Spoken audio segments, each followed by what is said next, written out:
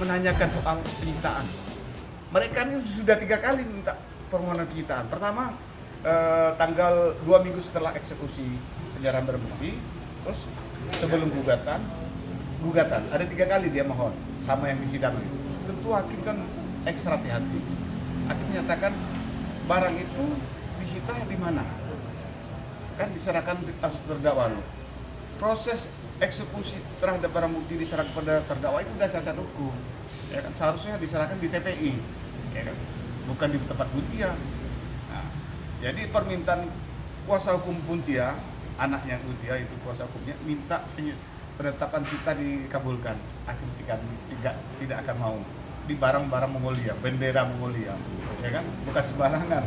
Dinas Perhubungan pun tidak bisa mencoret mengganti bendera sembarang, itu ada izin dari Singapura, Mongolia yang menerbitkan Barlian 311 ini kan bendera Mongolia. Jadi karena dasar itu kuasa hukum diduga melaporkan lagi kembali terhadap Tongkang ini. Udah kami berasa gagal untuk meletakkan sita jamin. Antara penahanan dan penyitaan mungkin bisa dijelaskan itu. Kalau saya melihat dari posisi laporan polisi yang ada, yang mendadak ketika itu dibuat tanggal 23 langsung di BAP, langsung ditersangka, langsung ditahan, itu LP nomor 28 tanggal 23 Januari. Itu berkaitan dengan olah gerak. Dokumen olah gerak dinyatakan palsu. Tersangka Alek diduga membuat dan menggunakan surat palsu, ya kan? Tapi yang digandeng ini kan tidak ada masalah tongkangnya. Kok jadi barang bukti? Apa kesalahan dari tongkang ini? Ya. Sementara penyitaan, tongkang itu penyitaan dasar laporan polisi atas dugaan tindak pidana membuat dan menggunakan surat palsu.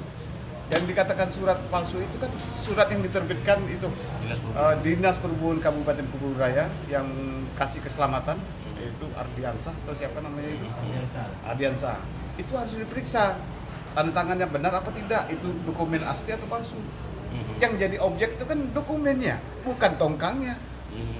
Seenak aja menjadikan barang bukti. Apa kaitannya, apa relevansinya, ya kan? Dan itu bukan kewenangan Subdit 1, itu Polair kok dalam perairan. Berarti ada proses dualisme. Pak, terkait dengan penetapan tersangka tadi dan penyitaan tongkang itu, apa langkah hukum yang akan dilakukan oleh kuasa hukum pemilik, Pak? Kami selaku pemilik, mungkin langkah-langkah hukumnya perdata ada, pidananya ada. Pidananya sepertinya saya akan laporkan bukan di sini, karena di sini percuma. Siapa itu Kapoldanya? Kita harus lapor ke Mabes lagi. Terkait apa Pak kira-kira yang dilaporkan Pak? Terkait kewenangan dalam melakukan penyitaan. Ya, karena ini kan udah ada melampaui kewenangan Pak ya berarti Pak? Ada. Ya? Penyalahgunaan kewenangan? Iya. Sementara waktu itu pengakuannya ada pengaku ada pemilik lain. Pak, kalau Pak melihat proses laporannya ke tanggal 23 Pak, lalu dari tersangka, bagaimana proses itu begitu cepat Pak? Itu dipaksakan atas permintaan sesuatu. Berarti ada pesan tuh Pak? Ada pesan. Ini kasus pesanan tuh Pak ya? Pesanan, benar. Positif A1, pesanan itu.